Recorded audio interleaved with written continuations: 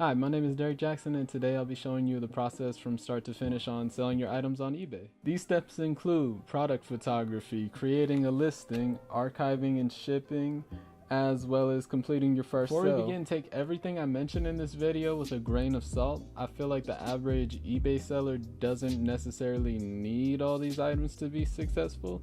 It's just what personally works for me. It's up to you initially how much you choose to invest into your business, as well as how simple or complex you want your setup to be. Just make sure whatever you choose, it just simply fits your needs. Without further ado, let's get started on some shipping materials you may need. First one we have is a shipping scale, because whether bagging up or getting an estimate on shipping costs, it's always a great thing to have. Next is tissue paper for presentation. Poly bags for shipping clothing like hoodies that can't fit in a padded mailer. Padded mailers for shipping items that are under 1 pound. Duct tape for taping up shipping labels and boxes. Clear poly bags for storage and organization. Measuring tape for taking down measurements of all your clothing. In addition to duct tape, I also use spray adhesive to put labels on packages.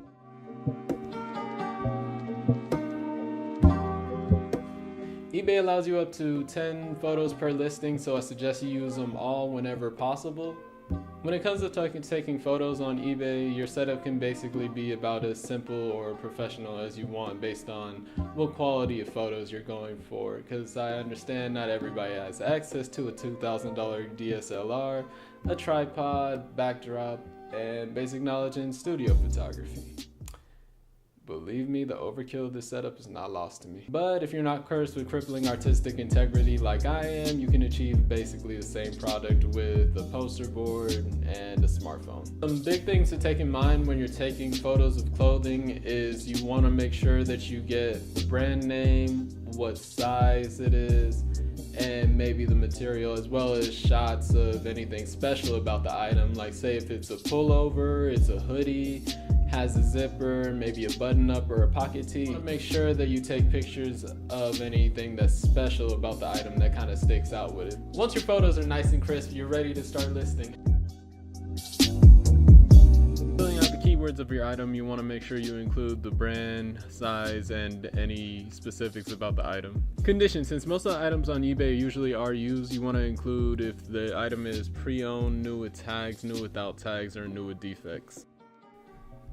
Once you scroll down to the Add Photos tab, you can upload all the pictures that you previously took and upload them onto your computer where it's somewhere easy to find. Once you hit the upload button, your photos will start to appear on little sections right here. And from here you can use the little eBay tools to adjust the brightness, contrast of your image, the rotation, as well as cropping. And if you don't want anything, you can just hit reset.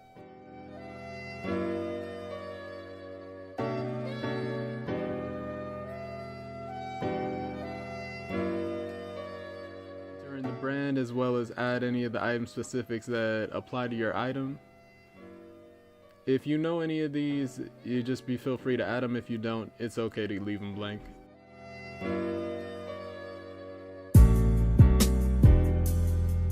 When it comes to clothing, since a lot of the stuff on eBay is pre-owned, it could have been previously shrunken or anything, so I prefer to keep all of my measurements on a separate Google Sheets document.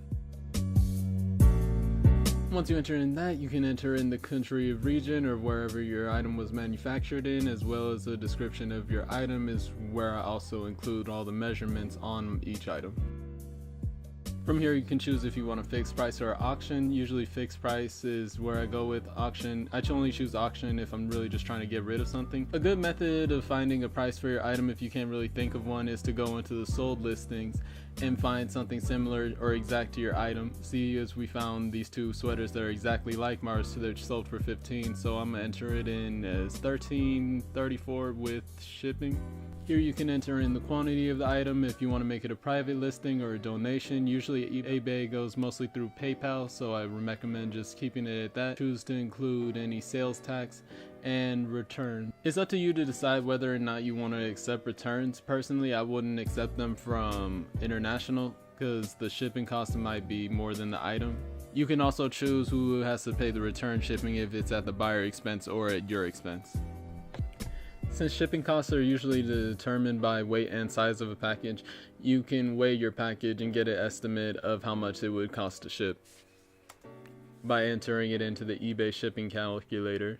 Shipping, since I'm also shipping in from the West Coast, I usually enter in New York or Hawaii to get the idea of what it would cost to ship to the farthest place from me. Once you have an idea of how much it would take the cost to ship your item, you can choose whether or not you want to include that shipping into your price and include free shipping. Usually if clothing is under 16 ounces, you can ship it USPS first class, which is the cheapest shipping. With handling, it depends really on how fast you can pack and ship out the item to a post office, so I usually leave that at about 2 business days since I have a lot of time on my hands. With international shipping, I usually don't do international shipping because shipping costs can get very expensive. From here you can enter in package weight and dimensions of your package, as well as the weight. Finally, if you scroll down, you can choose to promote your listing. However, I don't really experiment too much with this, especially with clothing, so I just go ahead and click list item. And once your item is listed, it's uploaded to the eBay website. You can see how many views your page has gotten, as well as your photos that you've taken and the price. Once you make a sale, make sure that your item has been completely paid for. After you get a notification that your item has been paid for, you will receive directions on printing out the shipping label based on whether or not you chose to include shipping in you offered free shipping, or if the buyer pays for your shipping. Once everything is nice and packaged, you will drop off your package at your previously selected shipping method. For transparency, it's also good practice to send your buyer tracking information so they can keep tabs on how soon or late they'll receive their package, and once they finally do receive their package and it's confirmed by USPS that they did receive the package, then you will receive your final payment of however much you priced the item for. So when it comes to shipping, you want to get your package out to your buyer as soon as possible after they purchase the item. So typically with clothing, I like to pre-package everything so it's easier to find and won't get any wrinkles once it's sold, using those little clear plastic bags I previously showed you.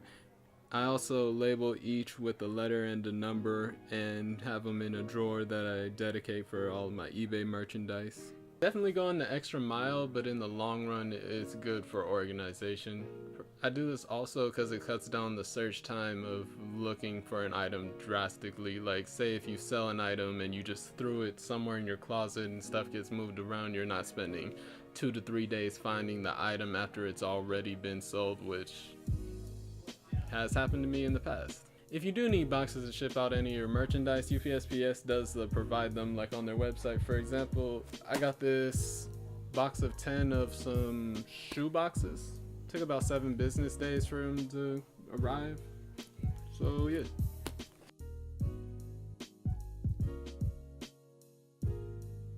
Some good news and some bad, mostly good news. I wasn't able to sell any of my clothing, however, I was able to sell this pair of shoes. So basically, same concept, just with different merchandise. So typically with my shoes, I like to use tissue paper and saran wrap to kind of just make sure everything's all together and it's not bouncing around in the package to where it can get damaged. Once everything's in the package, I put a piece of tape on the bottom. To be extra sure that nothing else is bouncing around in the package, I also either pack it with packing peanuts or newspaper to be sure that nothing else is moving around and everything's stable. Once that's finished, I put one final piece of tape over the top of the box and then grab my spray adhesive and spray a little on the box and then stick on my shipping label. It's ready to be dropped off at the post office.